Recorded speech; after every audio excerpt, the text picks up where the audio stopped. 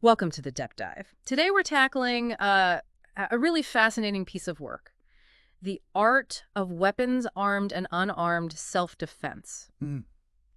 It's pretty comprehensive. Takes you all the way from basic body movement, positioning, right through to using specific weapons. Lots of them, actually. That's right. And I think what's great about this source is its scope.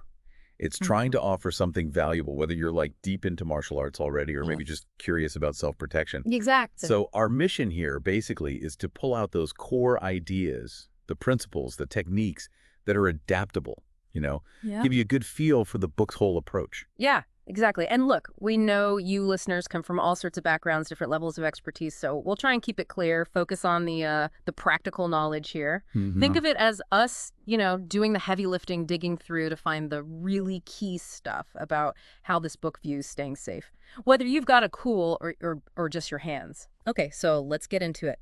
Starting at the beginning, the foundation the book really builds on, the fundamentals of self-defense. Yeah, and like any solid structure, you need that good foundation, right? Yeah. The book really hammers this home. A solid grounding in martial arts is, well, essential. Makes sense. It's interesting, though, kind of presumes the reader already has a decent grasp of unarmed combat, stuff the author covered in earlier books. Ah, okay. It's almost like saying, if you don't get your own body mechanics, using a weapon effectively is just much harder, like trying complex machinery without knowing the basics. Yeah, I can see that. You need balance, movement, before you can really swing a stick or, use a knife properly. So for this deep dive, maybe we just touch on those key concepts. Energetics, stances, footwork, the stuff the book revisits quickly. Exactly, we give that overview.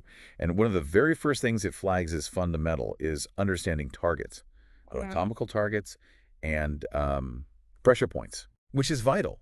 Because whether it's bare hands or a weapon, knowing where to aim makes a huge difference to effectiveness. It's about, smart force application, Right. understanding vulnerabilities. Absolutely. And I liked how the book uses Western medical terms for some of this, makes it quite clear. We're talking areas where, hitting them affects blood flow, nerves, bones, tissues, causing real harm, Hmm. like the head concussion, bleeding, obvious dangers, the neck area, critical blood vessels, nerves there, and the torso, of course, all the organs. It's not about being graphic, but understanding the body's weak spots, practically. Oh, and it's fascinating how it seems to blend like Eastern and Western views, Hmm. because beyond those general targets, it dives deep into footwork, calls it the basis for pretty much all martial techniques. Yeah. Seriously, it shows over 40 basic steps, which Yeah. really tells you how critical the author thinks movement and positioning are. Like, even tiny shifts can make or break a technique. 40 steps. Wow. Okay, so they're really doubling down on movement. And you mentioned diagrams, simple stuff like a forward step, back step. Yep. Forward step to close in, back step to make space, side step to get off the attack line, pivots to change direction quickly, things like that. Right. It's like the author saying mastery of these simple moves is the invisible glue holding everything else together. Okay, I get that. Exactly. And that good positioning is what lets you hit those anatomical targets effectively. Then moves to pressure points, and here's where that east-west thing really comes in. It Oh, uses codes, like alphanumeric ones, GV26, for example, but also gives English names, like water trough, for the wa- same point. water trough, huh? Sounds a bit less clinical. Right. But the point is, these aren't just random spots. Whether you call it GV26 or water trough, the idea, common in Eastern arts and increasingly understood in the West via nerves or blood vessels, is that focused pressure there can mess with balance, control, or just cause a lot of pain. So it's grounded in actual anatomy, both Eastern and Western views. And you said detailed charts, how many points? Over 380. It includes these detailed charts showing locations, what happens if you target them. It's basically a roadmap of the body's sensitive spots. Incredible detail. It really is. So, understanding these fundamentals, the vital spots, the footwork for positioning, the pressure points for focus, that's the logic behind all the techniques that come later, armed or unarmed. It's about efficiency, getting the most bang for your buck, effort-wise. Makes sense. Efficiency and knowledge. Exactly. Okay, so we've kind of laid that groundwork now. How about we shift into the armed self-defense parts of the book? Right, yeah. Because it's called the art of weapons, after all. It's not just hands and feet. It really gets into using various tools for protection. Right. And it's worth remembering, like the book points out, the author's background is Hapkido, a specific martial art. Right. But the techniques shown for the weapons knife, short stick, staff, cane, even rope. They're meant to be adaptable, more mainstream, not strictly Hapkido moves, but universal ideas. That's a really key point, that adaptability. It's not trying to make everyone do Hapkido. It's about the core principles of using these tools effectively, whatever your background. Okay. So let's start with the knife techniques. Okay, the knife. Now, instinctively, you might think knife techniques very violent, but the book actually says the aim is often to end things without, causing catastrophic injury if possible. Interesting. Yeah, the focus seems more on control, de-escalation maybe, using the knife to make space or get compliance, not necessarily just, maximum damage. Right, control over destruction. And for that, it shows different ways to hold the knife. Different grips give different options. Like what? Well, there's the natural grip, probably how most people would just pick one up. Then the saber grip, blade out by the thumb, good for longer cuts. Hammer grip, tight fist, secure for thrusts. Okay. Then reverse grip, blade pointing down for close-in stuff or upward moves. Ice pick grip, also pointing down but palm facing in for powerful downward stabs. And even a throwing grip.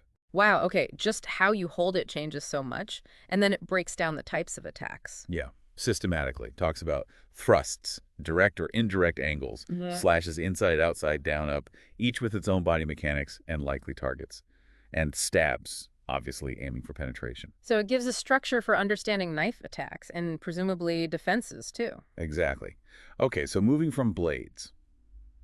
The book looks at the short stick next, described as like a foot-long hard wooden cylinder. Right, pretty simple, easy to carry, versatile, good balance of reach and close control. Yeah, something you might actually carry legally or improvise pretty easily. And again, different grips. End grip, holding near one end for more reach. Middle grip for balance control, striking and blocking. And a two-hand grip for more power. Okay. And it mentions these are shown against unarmed attackers. Mostly, yeah.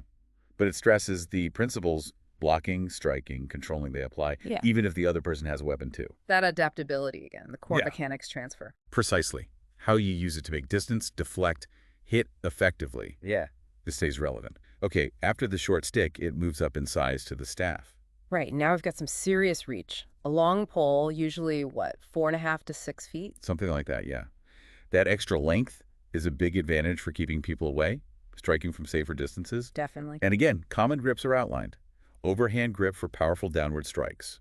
Underhand for upward thrusts, sweeps. One-hand grip for quicker moves. Okay. A swing grip for wide attacks, and a palm grip for closer control, maybe in tight spaces. Seems versatile. Very. The book points out it's good for striking, blocking, and maybe even handling multiple opponents or other weapons because you control more space. Manage threats from further out. Right, crowd control almost. It paints a picture of a really adaptable tool. Okay. Okay, after the staff, the cane. Yeah, the cane. Yeah. Which most people just see as a walking aid, right? Yeah, totally. But the book explores its potential as a serious self-defense tool. Describes it as mid-length with that curved handle. And it mentions cane fighting systems. It does. Acknowledges sophisticated systems, often Korean, but also makes the great point that using walking sticks for defense probably popped up everywhere throughout history. I mean, a sturdy stick is a basic tool. That makes total sense. Basic tech. So what grips does it cover? Things like the side handle grip, using that curve for hooking or leverage. Middle grip, balance for striking and blocking, like the short stick. And top handle grip, maybe for more direct thrusts or applying pressure. Fascinating how an everyday object designed for help can be used for defense with the right know-how, leverage, and movement. Exactly. And the cane, like the short stick, is pretty low profile, isn't it? Doesn't scream weapon like maybe carrying a knife might. Good point. Okay, what's next? This one sounds unexpected. The rope. Yeah, rope. Caught me off guard too, first time. But the book just describes it as a common utilitarian thing, different materials. Yeah. Definitely not the first thing you think of for self-defense. Not at all. But it outlines practical grips. Over, under, over. Different ways to hold it for control. A simple one-hand grip.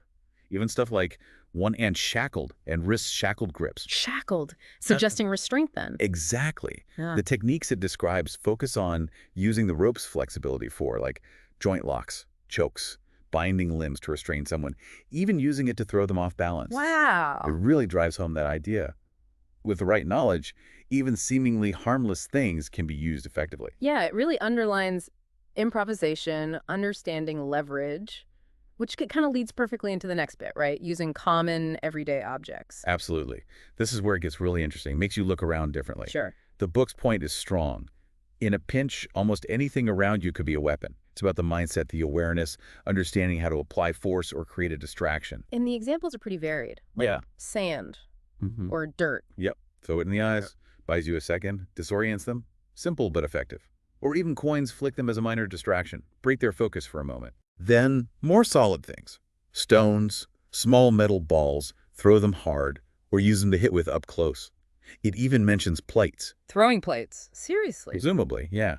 And needles or darts for focused jabs, or maybe thrown as a deterrent. It really makes you rethink the potential of just stuff, ordinary stuff. Definitely changes your perspective on your surroundings. Resourcefulness is key. Totally. Situational awareness, creative thinking under pressure, that could be a huge advantage. Okay, so the last weapon type the book covers is, well, it's the most serious one, handguns. Right. And the book is careful here, isn't it? Acknowledges it's super complex, high stakes. Very careful. It flags the legal, the moral issues right away, though it doesn't really dive deep into those. The focus is narrow, basic defense methods, and specifically for experienced martial artists who are also comfortable and familiar with firearms. That's a critical distinction. This isn't for beginners. Absolutely not. It assumes significant prior training, both in martial arts and firearm safety and handling. It even touches on the basics of different handgun types, autos versus revolvers, because how they work, how they might fail, is different. Knowing that is step one. Okay. And the defensive principles it mentions, what are the key ideas, broadly speaking? Well, first, it strongly advises against trying to disarm someone unless it's absolutely the last resort.